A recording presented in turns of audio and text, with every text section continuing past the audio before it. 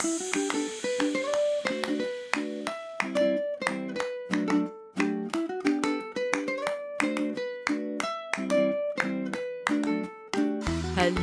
and welcome to Super Great Kids Stories, wise tales from storytellers around the world, which will make you laugh and sometimes cry. Recommended for ages 5 to 105. I'm Kim and I love stories. Hello, Super Great Kids. I hope you had a happy week. I'm pleased because this week we're releasing the film of our show for subscribers.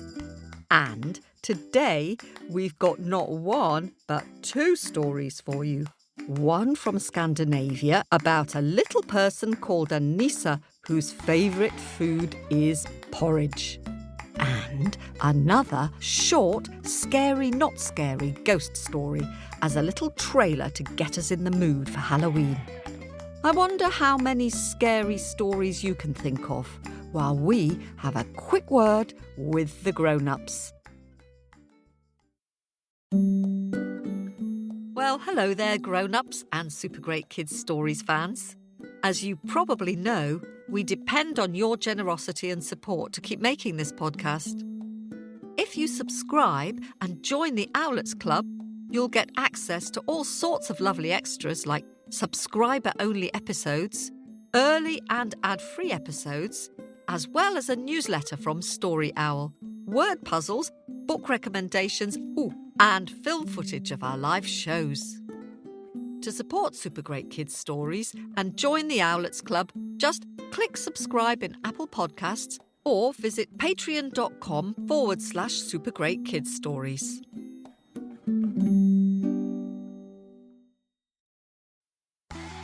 Hello, Super Great Kids. I'm back. How many scary stories did you think of?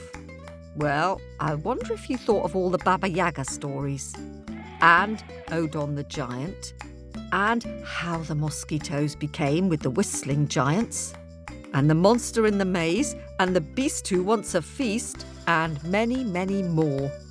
I wonder which you think is the scariest and what you think makes a story scary in the first place. Now, it's time for the first of our 2 stories this week. This one, the Nisse's new suit, is not at all scary. It's dedicated to new Patreon member Max, who's just turned 7 and is from Stockport in the UK. Right, are you sitting comfortably? Am I sitting comfortably? Then let's give a warm welcome to our storyteller, Tiernan Douieb. Have you ever wished you could have a magical friend who popped in at night and just tidied your room or did all of your homework for you? Yeah, me too. That would be so helpful, wouldn't it? You could go to bed knowing your little pal would have it all sorted for you by the morning.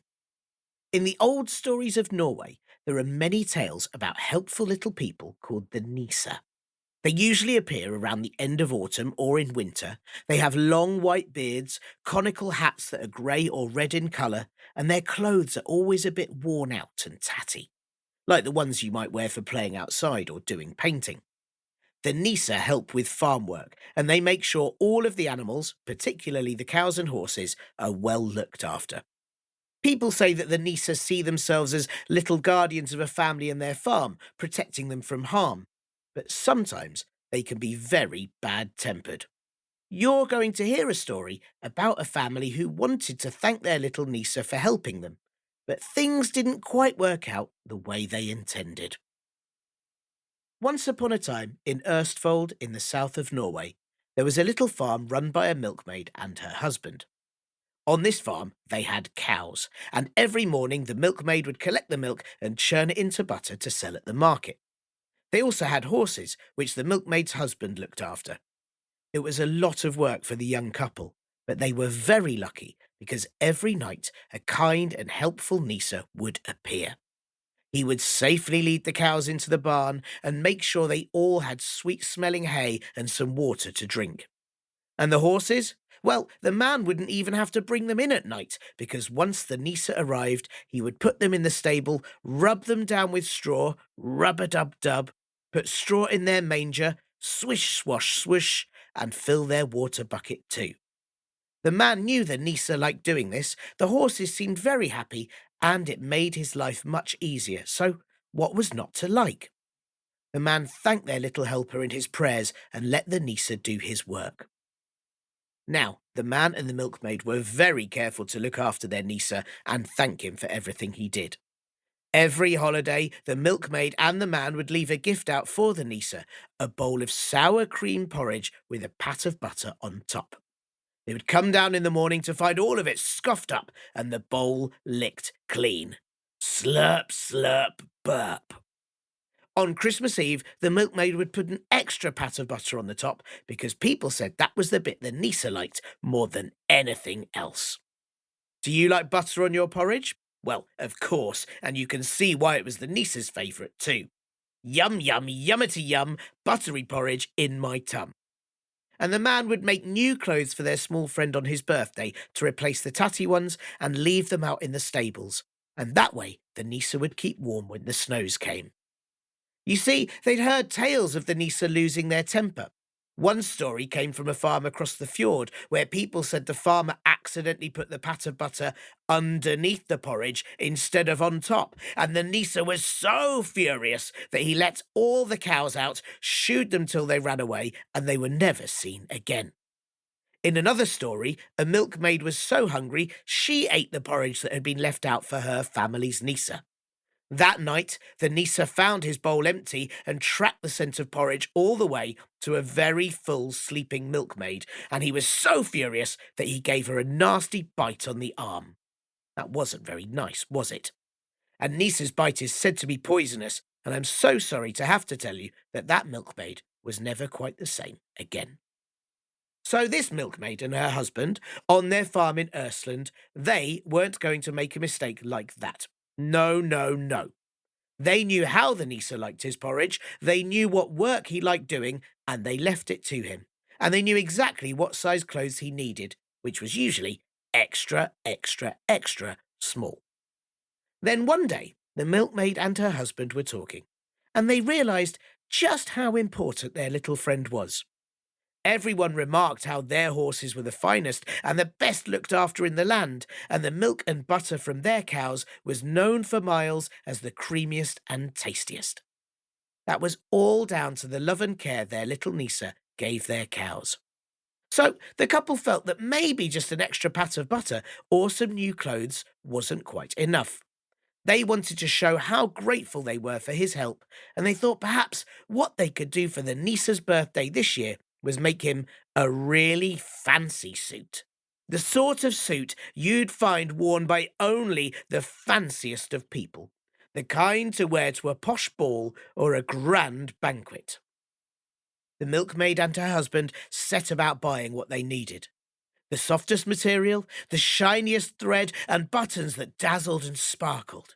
And the two of them spent every evening for months making this shiny new outfit, sewing and stitching until this beautiful luxury silver suit was finished. They just knew their Nisse would like it. So that year, the night before his birthday, along with the porridge with the extra pat of butter, they put the silver suit out for their Nisse and went to bed. The next day, the porridge bowl was licked clean, and the suit was gone. The milkmaid and her husband told each other that their Nisse must have really liked his present.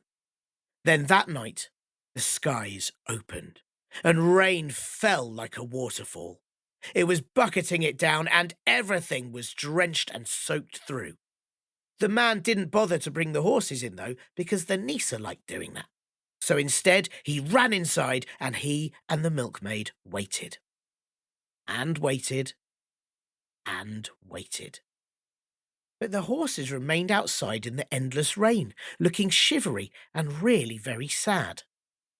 Wondering where the Nisse was and very worried about him, the milkmaid and her husband got dressed and went out into the rain calling for him. Nisse! Nisse!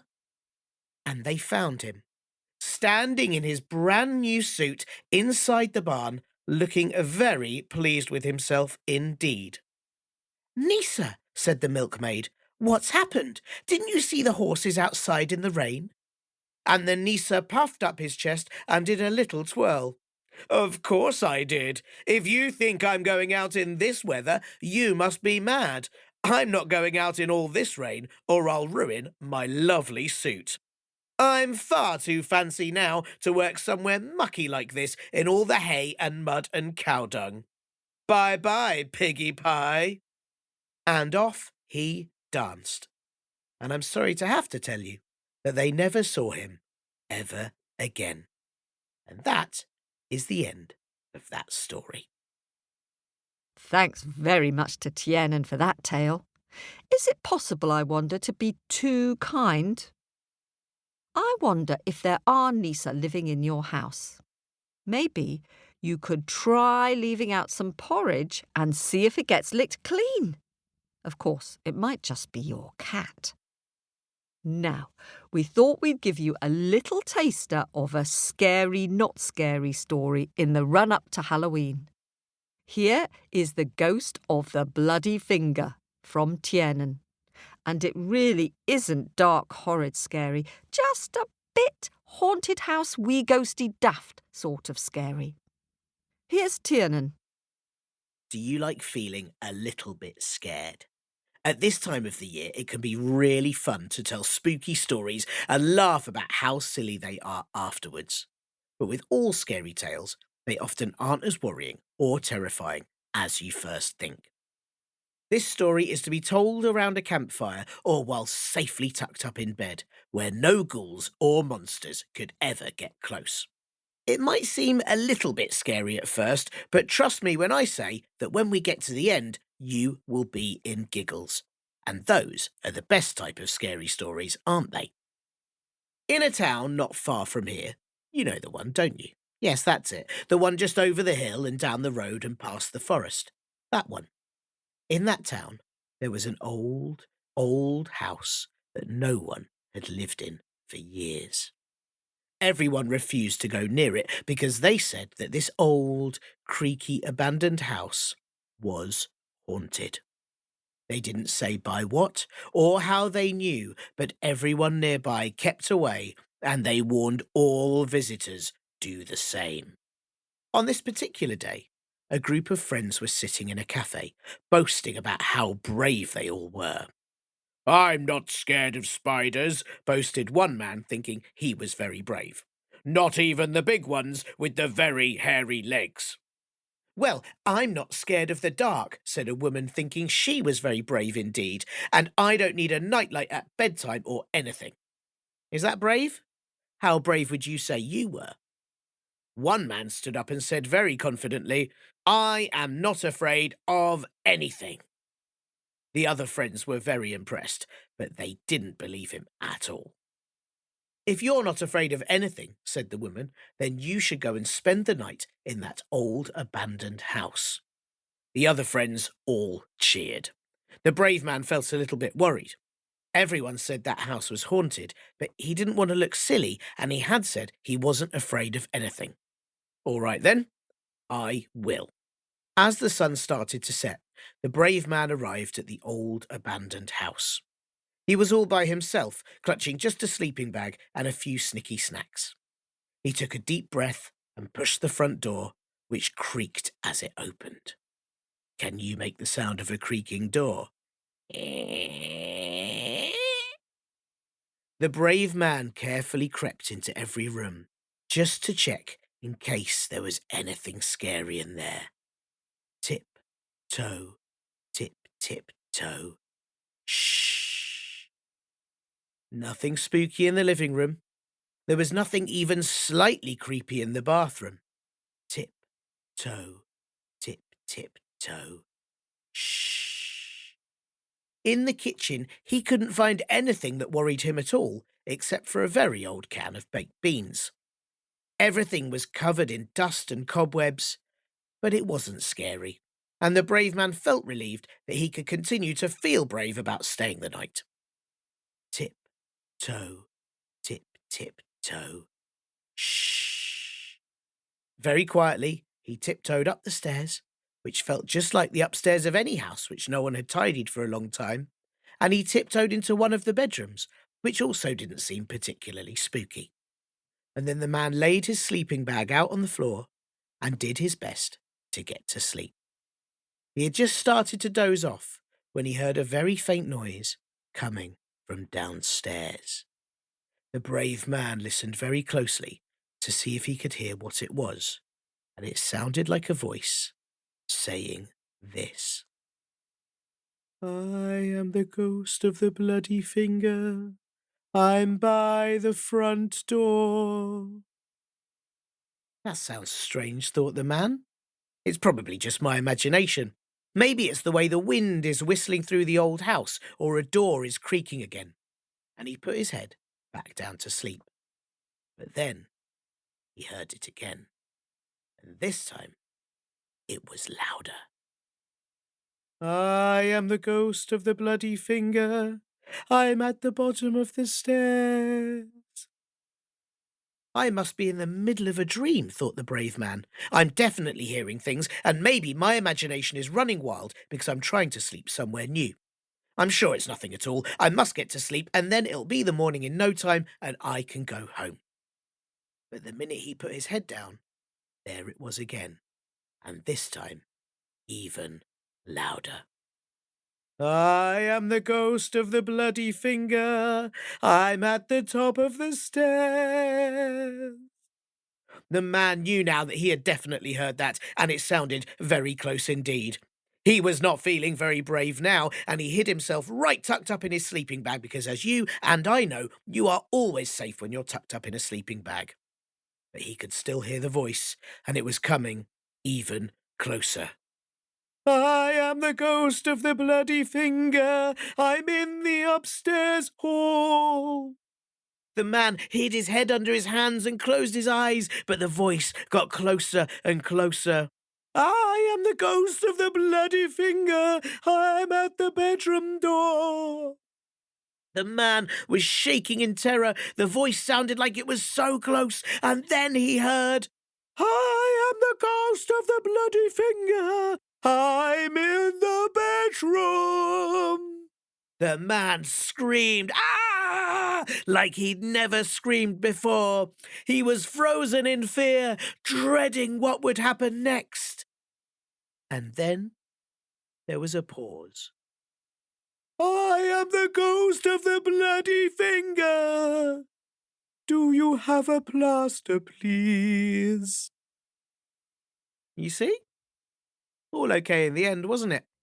And that's why it's not always wise to boast about how brave you are, and possibly even wiser to always carry a plaster. You know, just in case. Now you can tell that story to your friends and family round the campfire or while they're tucked up at bedtime and treat them to a little bit of scary but not too scary story.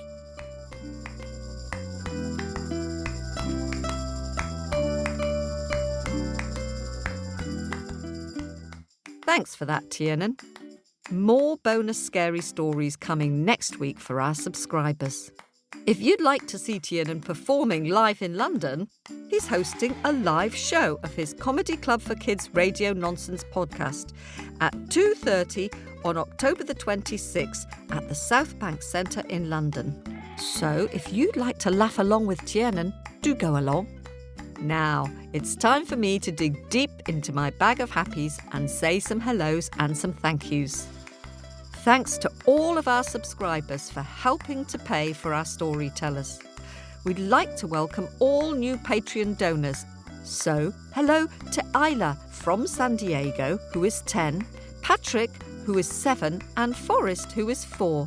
And hello to Mum, Shannon. Their favourite stories are The Girl Who Wished for Wings, The Tramp and the Boots, and Momotaro the Peach Boy. And welcome to new Patreon member 7-year-old Max from Stockport, who was meant to come to our live show on his birthday, but a train strike stopped him from travelling down to London. So sorry, Max. I hope you had a good day in spite of the train strikes. And welcome to our new owlet Willa, who is 5 in Boulder in Colorado, USA. And a big hello to Super Great Kids Story fan Blake from the UK and to his brother Kit, who is 5. And hello to Super Great Kids fan in Germany, John, who is 8, Catalea, who is 6, Emmanuel, who is 3, and Micah and Alicia, who are both 10 months. Now, about our film of the show. If you're an Apple subscriber and you want to watch the film of our show, which we're posting from this Friday, and haven't joined the Owlets Club on Facebook yet, then send us a message on Facebook Messenger and we'll tell you how to get access. And if you're a Patreon subscriber, the film will be live to view in Patreon on Friday. And now, some thank yous to budding artists who've been busy with pens and crayons and paint, drawing your versions of our stories. Thanks to Felix and Braxton, who are both 8 from Australia. Braxton drew a super great picture of the Stickwoman story, and Felix drew a splendid open-mouthed crocky-wocky from the story Why Do Crocs Sleep with Their Mouths Open? Thanks for sharing your drawings. I wonder what you'd do if you found a crocodile in your school. And Arden, who is 5, has drawn a colourful and energetic picture of Nora and the ackee fruit from Jamaica. Glad you like the story, Arden. I wonder if you can sing the song that goes with it. And Walter, who is 7, has drawn a lovely picture of the Irish story The Griffin. I like the griffin's eagle head you've drawn, Walter, and the way he's yelling. He's not very polite, is he? And Lauren, who is 7 and lives in New York, has sent a picture of the Stickwoman story. Wasn't the Stickwoman clever, persuading the wolf, the bear and the lion not to eat her? I wonder if you can tell the story to someone at home, Lauren. And Sam, who is 6 from Adelaide in Australia, has sent a very imaginative story medley picture, which combines several super great kids' stories. Have a look and see how many of the stories you recognise. A really super great drawing, Sam. Thank you. And Isla, who is 6 from Ireland, has drawn a very imaginative Baba Yaga picture. I love all the stars and the moon and the ghosts. A great story to be drawing at this time of year, Isla. Super spooky. And Alice, who is 5 from Colorado Springs in the US, has shared a creative picture of a werewolf. I really like its green hair and the blood coming out of its mouth and all those eyes. And Milena from Germany, who is 6.5, has drawn a very stylish picture of how the snakes got their poison, the story from Brazil. Your drawing is so stylish and neat, Milena, and I love the way the Snake King is draped across his stone altar. Just brilliant. Thanks for sharing it. And Adelaide, who is 6, has sent a fun picture of the Indian story Bikubai and the Coconut. I really like the way you've drawn the man who's been left clinging on high up in the coconut tree. It's a very funny story, isn't it, Adelaide? And finally, Abby, who is 4 from Lewisburg in West Virginia in the US, has sent a beautiful picture of Addie and the Zimwi. I really like the way you've drawn the tall Zimwi next to Addie, who is very, very small. And I like that Addie is still smiling, even though she's probably quite scared. Glad you enjoyed listening to the stories at bedtime. I wonder if you can tell some stories to someone at home this Halloween. And thank you all. We love seeing your pictures. They're so creative. If you'd like to see them, they're on our Facebook page at facebook.com/supergreatkidsstories. That's it for this week. Thanks to all our subscribers for making this episode possible. Keep telling your stories to anyone who'll listen. This podcast was produced at Wardle Studios in London.